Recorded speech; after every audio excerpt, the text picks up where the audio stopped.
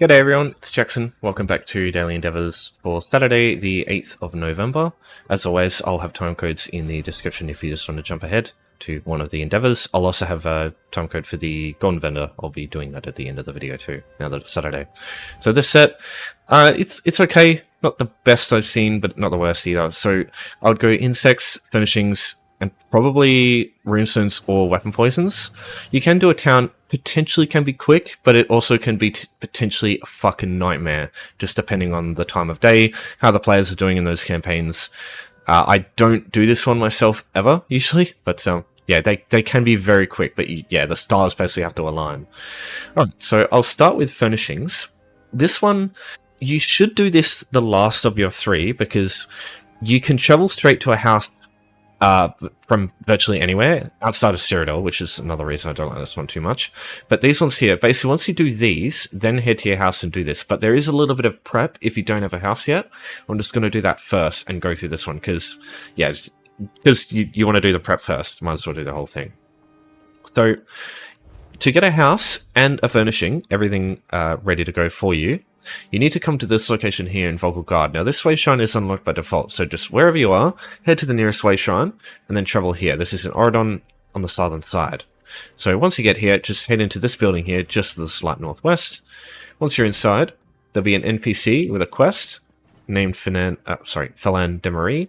Just give her a quick chat. Just go through the dialogue. It'll start a quest, and then it'll complete a quest at the end of the dialogue.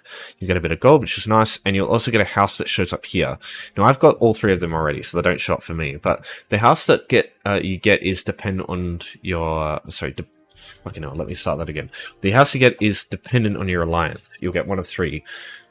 To find these houses once you complete this quest, just go to the map, into the houses tab, and they'll show up here in collected. So it'll either be this one, or Mars Kiss. Preferably, I suggest you do this on all three alliances. Just create a character level 3, just come in here and do this, because they're all in areas that can be quite helpful to use, because if you click on them and then left click, you can travel outside or inside. You can use outside to basically get you out of like a annoying place, like if you're in the middle of a public dungeon and you just want to leave.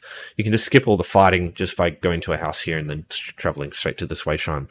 Just cuts down a lot of the time you spent just wasting time doing other stuff. Alright, so once you've completed this quest and you've got your house, either you can travel inside, or if you get Mara's Kids, you can just travel straight in here. Now, all of these houses, the ones you get for free, are the same. They all have like a teeny little candle, and this is a furnishing that you can use. After the loading screen, just look down to your left, and there'll be a candle here. So this is a furnishing you can use to complete this. Now, there are some weirdities with this endeavor, but TLDR, to do this as quick as possible, you go F5 to open up the housing menu, you pick this item up, and then you put it away with the R key, and then you use undo redo. You can go into your inventory and grab it out. You can't just pick it up, left click spam, and like pick it up, put it back down. It doesn't work. So it has to go into your inventory first. And what you can do instead is use the undo redo strat. So we press Z to undo, Y to redo, and just do that a bunch of times until it works. So yeah, that's the quickest way I know of to do it. Again, just want to thank the viewer that came up with that strategy. It's really, really good. You guys, you always make these things better. Time to chat about insects or arachnids. Now, shulks are probably one of the most convenient ones for you to go for. These can be found in Symphony. You can also find them in the sulfur pools, both locations in Stonefalls. Quama also count, which you can also find in Symphony, at Strasham Hive, and just a couple of other locations around here.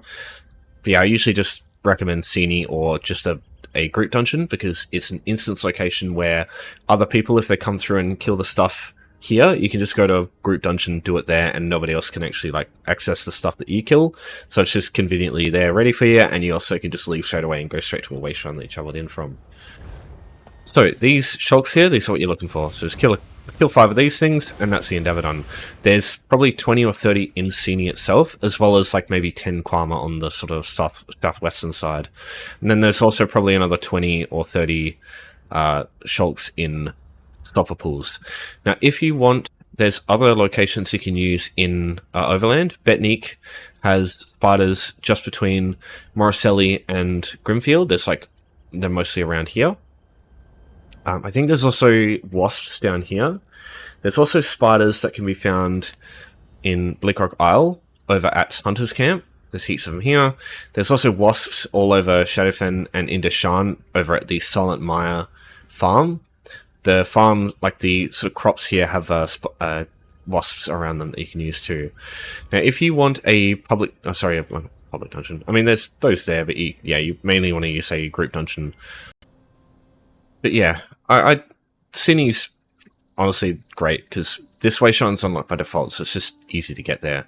Yeah, so the dungeon. Oh, where is it? Hold on. Yeah, there we are. So Spindleclutched, just Spindleclutch 1. That's all you need. There'll be like a group of 8 spiders as soon as you get inside.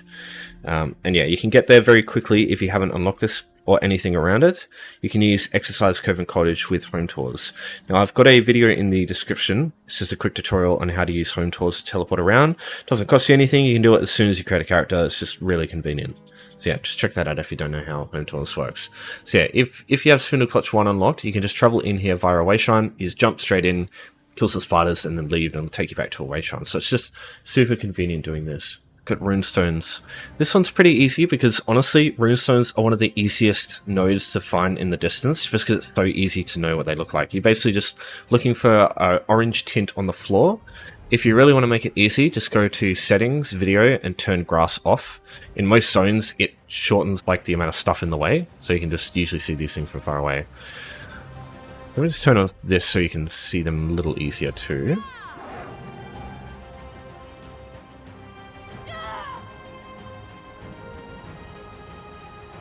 Columbine. Always grab these if you see them, because yeah, they're very valuable. Here's one here. So you can see the orange tint. That's what you're looking for. Also, the little A-shaped pillar form here. So this is what every single runestone looks like in the game. So that's all you're looking for. And you'll find these pretty frequently across maps. Basically, just go to a Wayshrine of your choice and just travel in a straight line. Eventually, you'll find some runes. Sometimes it could take a little while, but what I'll do is I'll just let you take a look at this this map here. This is most of the locations for runestones in Craglorn. It's not all of them, so yeah, keep a lookout for ones not actually on this map here. Yeah, so take away this stuff too. So yeah, just screenshot this if you want. This is, yeah, there's a lot of runestones in Craglorn, and it's like this for every single zone. So Stonefalls, Glenumbra, West of Skyrim, doesn't matter. They'll all have, I'd say there'll at least be 50 node locations all over the map. Or maybe 50 is pushing it, maybe 30, like at worst, I think. You can see how many there are here. Also, you just want to make sure you have a bit of inventory space. I'd say maybe go 20 or 30. 30 is maybe too much, but yeah. Each runestone will give you a couple of runes, and most of the green ones, the essence ones, will take up their own space. So yeah, you'll fill up your inventory a bit quickly here. Most of them aren't really worth holding on to if you want to make gold. The only ones I would really look at are the 3 Rit ones, so Mako, Oko, Denny. They're a bit more expensive. Same with like Tar, Rakuta, and Kuta for these ones here. Jojota and Donata are like much less expensive, and then Rakepa as well, the fire rune. That one there. Yeah, that is worth a shit ton of gold, actually. Oko and Rakepa are the main ones there, though. And the gold quality aspect rune, Kuta. Yeah, if you're not finding any in Craglorn, it's fine. Just use any other zone. Because Craglorn is probably the most utilized zone for extracting resources. But even then, like, because even though there's so many people that come through here, runestones that don't give you the item that everybody comes here for, which is Snowcrocs, it's the other resources that give them. So runestones are usually left behind by most people, so you'll still find a lot of runestones. Like, look at this, that was 4 in a space of like 2 minutes or something. So you can see, you can do this very, very quickly still. It's a good endeavor to do. Because yeah, you can see another one there. There's none up there, or was there? No. Another one there. So yeah, if you want this add-on, it's called Harvest Map. I'll link this in the description if you want to take a look. Yep, another one there. Yeah, another one there. There's shit tons all over the place. And yeah, you can just see that orange tint from so far away usually. If you are still struggling to see them, you can get Keen Eye Runestones, but you'll usually see the orange tint before you see the glowing icon. Yeah, I don't really think that's worth it. And obviously do this on a character with high level enchanting if you can, and also get the champion point, the green tree champion point, Master Gatherer. It just reduces how long your character sits there doing the harvesting animation. You can also get Plentiful Harvest if you want more from each runestone, but usually you won't make too much gold from these. Okay, taking a look at weapon poisons now. So, in my opinion, the only real weapon poison you want for this is Crown Lethal Poisons, but if you don't have any, you can get these from alchemists in the game. For example, Stonefalls, this way shine that you start with. While you're doing your Arachnids today, you can also go to this building here. There's an alchemist here, and they will sell you poisons. Now, if you're going to use target dummies for this, just be aware, I think the hindrance poisons don't work, because you can't actually snare target dummies, the skeletons at least, as far as I'm aware. Now, once you've got some poisons, you just chuck them on your weapon bar, like this. Now, the reason I suggest crown poisons is because in your daily rewards, you will get crown poisons all the fucking time. Like, every single month, there's usually some crown lethal poisons in here somewhere, so you can see even more there. So, usually you won't have any issues getting poisons in the long run. Just wait a couple months, and you'll have enough. And yeah, just maybe hold on to some like this, just have them on one character, designated for like doing poisons if they come up. And all you do once it's on your bar, you just hit a target skeleton or an enemy, and light attacks, heavy attacks, or weapon skills, you will eventually apply them. It just takes a while sometimes. So there's one. So the most annoying thing about this is if you look at the tooltip for poison weapon, 10-second cooldown. This is shared across every poison type, so if you try and use 2, it doesn't work because they will share the same global cooldown. It's annoying because it makes it take quite a while just to apply them, but yeah, that's just how they're designed.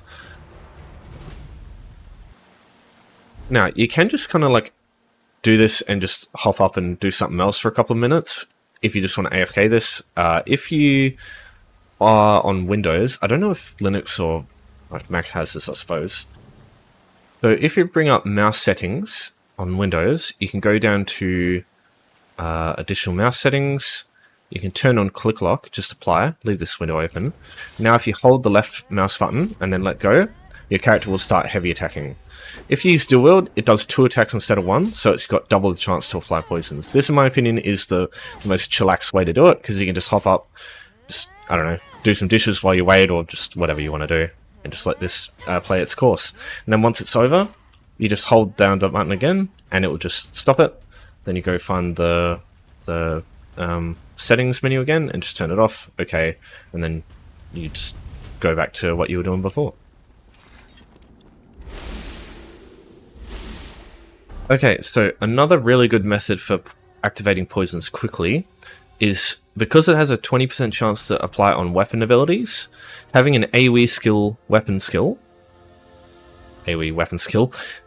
this will apply it to many enemies at once, which means every enemy has a 20% chance to apply that poison. Because the poison only needs to fire once, that's all it needs each time. So what I'm going to do here is just apply Blade Cloak. I'm going to go into these fighters here, as you'd use for Arachnids. I'm going to go next to them, and yeah, as you can see there, it applied already. So usually it applies very quickly if you do it like this. Just keep it applied, put my weapon skills down. Again, like Wall of Fire on the ground also can apply it too, so yeah. The killer insects here, and while our poisons go as well, we'll just get them done slowly. Reapply this, stand between them so it applies to 2. Yeah, just keep doing that essentially. So, as far as skills to use for this, you could use Blade Cloak, Whirlwind, or multi-target Travelling Knife. The bow, you could use Volley and Arrow Spray. These are both AoE skills. Two-handed, Critical Charge, Morph to Stampede, creates an AoE like Ground Dot. And then Cleave as well. These 2 is good. Destruction Staff, you can use Unstable Wall and Impulse. Unstable Wall is an AoE spam ball of its own though, so I usually just use that alongside something else. There's no there's no real AoE skills for Resto and One Hand. One Hand does have like shield throw, but that only hits a couple of targets at once, pretty sure. Yeah, anything else doesn't work because they're not weapon skills. So yeah. Lightning Staff, heavy attack, I suppose you could also consider as an AoE skill, but the enemies have to be pretty close to each other for that to work. So I would personally just go... I think the best option, absolute best, is Steel Tornado, because it's got 9 meters as an AoE. Like, that's fucking huge. But you also... maybe use that alongside Arrow Barrage, because that AoE is also quite large, radius of 7 meters. That is probably... maybe that alongside Blockade. Or Blockade, I meant to say. Because, yeah, Blockade's quite a large area, too. And just make sure you take your poisons off once you're done, because then you'll start using them accidentally and not know about it. Happens to me all the time. Also, if you want to know the add-on that is doing poison tracking, and it creates that noise whenever it fires, that's Poison Tracker. The only thing it works on, though, is Crown Lethal Poisons, and it's like broken. You have to adjust the notepad file that you get with the add-on. But there's a comment in the add-on ESO UI page that explains how to do it. It's pretty simple. Just open up a notepad file, Control F to find the part where it says the line, and then you just change the line, just change like one word in there, and then it starts working. But it only works for like one poison at a time that you set, so yeah. Okay, so last option for today is capturing a town.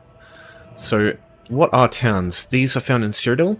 Every campaign has 3 that work for this. You've got Crotsford over here, Lastris, and then Bruma.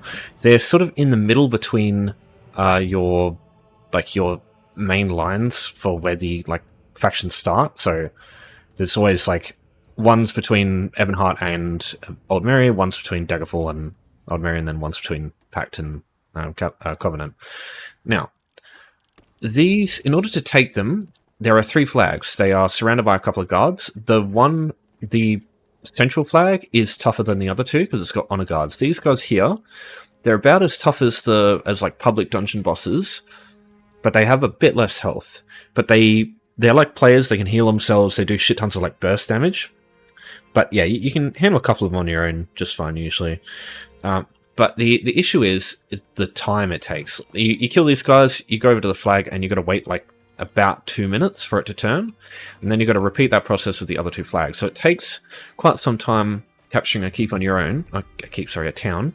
And what happens is, as soon as you start taking one of the flags, it will mark it on the map as under attack. So in a campaign like this, especially where Aldmeri Dominion owns fucking everything, as soon as you attack one of these towns, probably the whole of Dominion that's still here is probably going to take interest in this.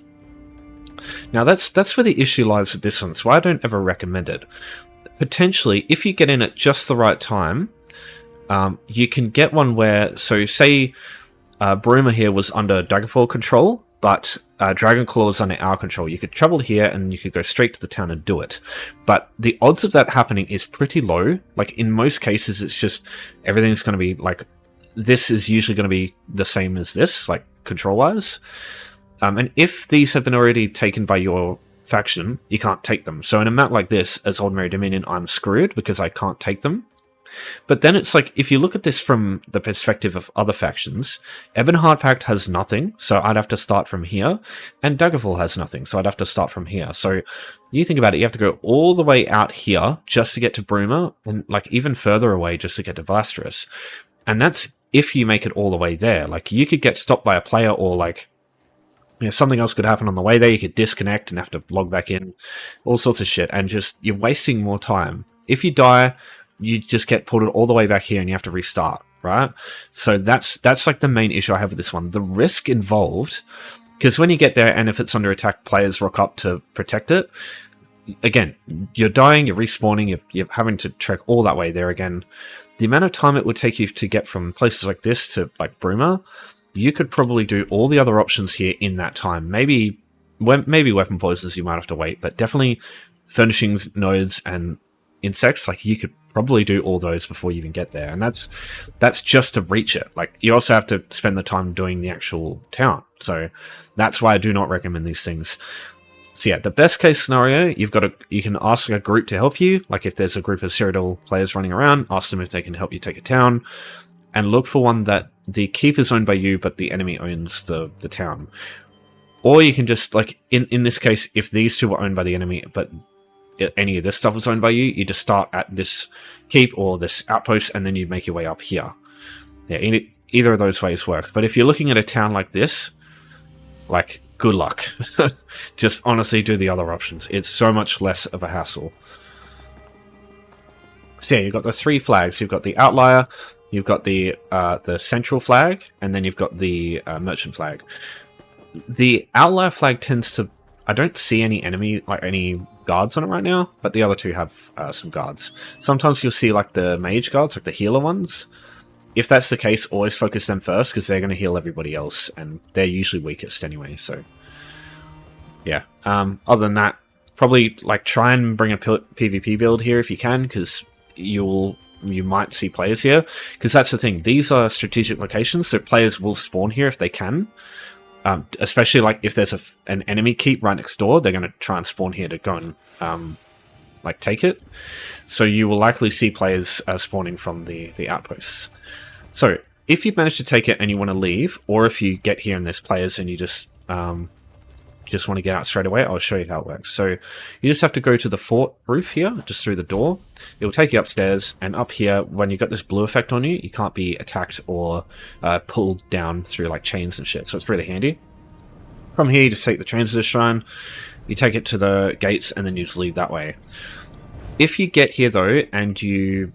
like, there's a bunch of players running around, and you don't think it's worth trying to fight them, if you want, you just run away, just go to like the outskirts, just go into stealth, and then open up the Alliance War menu, go to Imperial City and queue that way. And what that'll do is, if you don't have anywhere you can travel to nearby, you can use this to get straight out of Cyrodiil, and it ports you straight into Imperial Cities, sewers, into a safe zone. And from here, you can either queue for another campaign, or try the same campaign, see if you can find another town that's easier to deal with, or you can just go to the exit here in this tunnel. This always leads to Overland. So in my opinion, just take the exit right now and just do the other options. They are honestly so much more convenient for you. Okay, so just taking a look at the Golden Vendor now. It's shoulders. You know how I feel about shoulders. You can access every shoulder in the game regardless of the DLC, because you can just buy them with keys. So I never really suggest getting shoulders on here for 100,000 gold each. That being said, it's Grothdarr and Symphony of Blades. So yeah, Symphony of Blades, I assume some people know about that. But Grothdarr, this is pretty simple. It's basically just like an incy-vincy, like mini destruction staff ultimate on you. Sometimes when you deal damage, it's simple, easy to use, pretty good damage. But this is again, shoulders, but the set itself is from Vaults of Madness, which, though being relatively long, is an easy veteran dungeon to do, like not very advanced. So yeah, I think just getting the helm and the shoulders just through regular means is better in this case. And it's not meta in any sense, but it's still pretty good, because it's practical if you're a melee build. So yeah, I quite like this one myself. Symphony of Blades, on the other hand, this is arguably one of the best healing sets for PvE in the game. Maybe PvP too, I'm not too sure how it works there, but I assume it's really good there. So when you heal people, when they're low on resources, they just get more resources every 18 seconds. You can just apply that. So yeah, I'm pretty sure even now, like, this is one of the best, like one of the healer sets that's just always ran in PvE, just because it just gives your team free resources to push their builds even further, and not worry about going sustain as much, which just means it compounds, right? Because the faster you kill the bosses, the less you have to worry about your sustain even more, and then you can just push it further, and then the time is lower even then, so it pushes your resources usage even less. So it just goes further and further, and just exponentially increase your damage done. So yeah, Symphony of Blades, really good option, one that I think every healer should have if you want to go like in-game PvE in this game. But again, it's shoulders. You can just get those with keys, so I wouldn't really worry about this. But if you have used a bunch of keys and you just like get really unlucky and you get the other set of this and you haven't got any Symphony blades, yeah, I can understand if you want to do that. Okay, as for the jewelry pieces, Holofang, this one here I don't really like too much because the Magicka back is decent. It's like 400 magic recovery essentially, but it forces you to wait at the location. Sometimes that can be impractical. For example, like trial bosses that move around, like Zamato, you don't really want to be spending too much time just like not following the boss. I mean, Cloud Rest, yeah, I suppose that's not too bad. Like, just imagine, yeah, look, you'll get the point. Like, there's some bosses out there that that move a lot, so in that case, it might not be practical. And the main thing is the Minor Vitality. That's an easy buff to get that really you should not be sacrificing a whole 5-piece to get. So yeah, the only thing is, it's interesting that it's a light armor set, so it's Magicka, that's good, but it can apply by you critically healing or dealing damage, which is cool. Like, it means you can use it both ways. Most sets in this game are like tied to a single role, whereas this one here, you can, if you want to be a support damage dealer or a healer, it works either way. But yeah, I imagine if all your damage dealers have stamina, then it's not really going to help you too much. Phoenix Moth. So this one, I can see a little bit better use than Holofang, because it gives you Minor Courage and Minor Force. Now, Minor Force, it's a buff that most damage dealers are going to get on their own with a skill. Again, it's got the same issue as Holofang. You don't really want to be sacrificing a whole 5-piece for Minor Force, but Minor Courage, on the other hand, is a pretty good damage buff that is not as easy to get through skills. In this day and age, you can just get it with Banner Bearer, so I think, again, it's just like this is a set that you really don't need. But Minor Courage is like it's a good buff that you want to make sure you have. And this one means you can just apply it to someone and they can run off for a bit, but it's only 10 seconds. And every 12 seconds, so it's not even 100% uptime for Minor Courage there, whereas with Banner Bearer, it's just up. You just press a button and it's up all the time. And again, 5-piece set, as opposed to a single skill is going to be worth better like value per like skill, whereas you only have 2 5-piece sets, so it's just not really worth sacrificing a whole 5-piece just for those 2 buffs when you can just get them easily in other ways. Titanborn, so basically I'm pretty sure it's a heavy armor set, just double check it. No, it's medium. Okay, that changes things a bit, I suppose. So Titanborn, when you get some damage buffs, and they get better and better the lower your health goes, essentially, up to 50%. Now, the issue here is it's just in combat, so if it was out of combat, I imagine you could cheese the shit out of this with like gank builds. You just take away some of your own health quickly and then hit someone and it deals a bunch of damage. And then in like... Yeah, so in combat, it's a bit rough because 50% health, most people are going to have some kind of execute value. That's usually how builds work in PvP with burst. And in PvE, you're usually getting healed so much in anything like high end that you're not usually going to be sitting at 50% health. The same thing in PvP. Like, you're probably... Unless you're doing solo play, which it might be okay. Like, if you're doing this in sieges and stuff, you're probably going to get healed too much where you're not really going to be sitting at 50% health.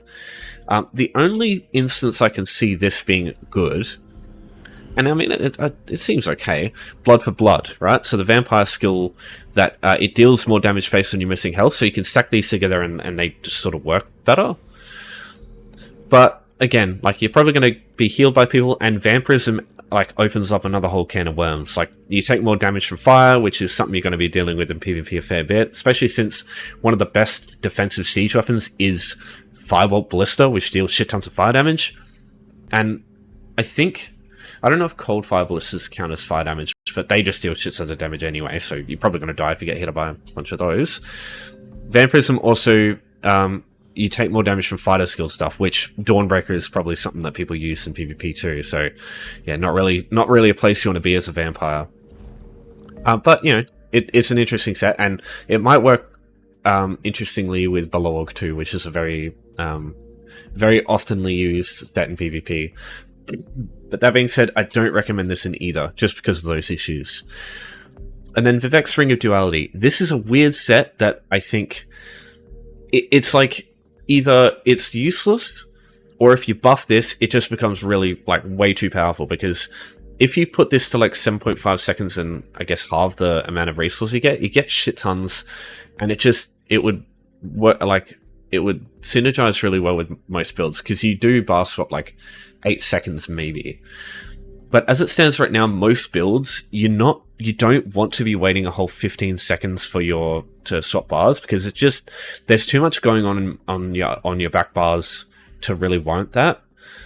The only instance I can see that being a case is maybe like gank builds in PvP, or the like tanking builds in PvE, or PvP maybe.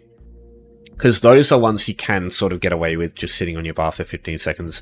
And I suppose it can also be interestingly niche in Cloud Rest with the overcharge skill, because that, I'm pretty sure that lasts, is that 15 seconds or 10 seconds? Pretty sure it's 15 seconds. In that case, it might be good. Now, I have seen a couple of like things on Reddit about it, and like people saying it's really good with Oaken Soul. It's not. Oaken Soul doesn't let you bar swap, so yeah, don't use this with Oaken Soul. Probably comes up in the AI searches too, because yeah, that shit just reads on Reddit and doesn't think about it. So yeah, I wouldn't get Vivek's Ring of Duality either, just on the basis that 15 seconds for a weapon swap just is too much time. Like, when you consider that in PvP, you usually sit on your back bar for like, usually you sit there for like, I don't know, 10 seconds. You don't really want to be going on there for 15 seconds too long. I don't know how, I'm not a PvP expert, but PvE, you don't want to be spending like any longer than 8 seconds on a bar, because you usually have like a ground targeted AoE that doesn't, like, maybe you could get away with it with Stampede, because that's 15 seconds, but like either you usually use Destruction Staff with Wall of Elements, which is 10 seconds, though I suppose you could use Blockade, but Unstable Wall tends to be better for damage. Same thing with Bow. You do have Endless Hail, which is 15 seconds, so I suppose you could do that sort of stuff, but then your class skills last less than 15 seconds, so yeah. There's hindrances in the way in most cases as far as like ground targeted AoEs go, or like damage over time effects. They're usually 10 seconds too. But you know, you could build into this properly. It's just not going to be as good as just getting like damage sets and just skipping the need for more resource generation anyway. Alright, that's everything to do with the Gone Vendor, and that's the daily done. So if you have any questions, you know how it is, just give me a holler. I'll answer you and help you if I can. But yeah, thanks everyone for watching. Thanks for your support as always. Hope you have a good weekend, and take care for now.